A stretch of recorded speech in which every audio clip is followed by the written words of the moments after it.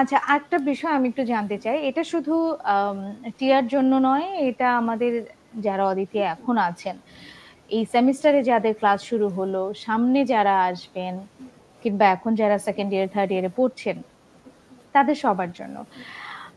AEW তে যে পড়ার রুটিন বা চর্চাটা যেটা হয়, একই সঙ্গে ক্লাব অ্যাক্টিভিটিস এ অ্যাক্টিভ থাকতে হয়, টার্ম পেপারস থাকে, মিড টার্ম চলছে, প্রেজেন্টেশন চলছে, আম অন্যান্য যেই কালচারাল অ্যাক্টিভিটিস গুলো আছে বা ইউনিভার্সিটি যে প্রোগ্রামগুলো আছে সেগুলোতে যুক্ত থাকতে হচ্ছে।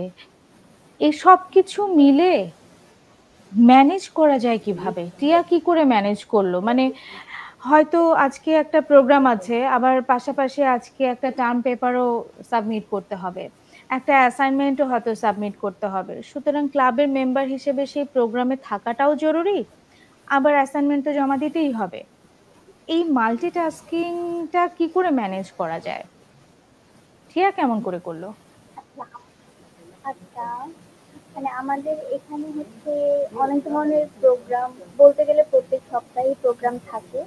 তো আর আমাদের প্রোগ্রামগুলো ক্লাস টাইম অনুযায়ী সেভাবেই টাইম শিডিউল করা থাকে, যাতে মানে কারো তো সমস্যা হবেই, বাট ম্যাক্সিমাম স্টুডেন্টের যাতে মানে অসুবিধা না হয় সেভাবেই টাইম করা হয়।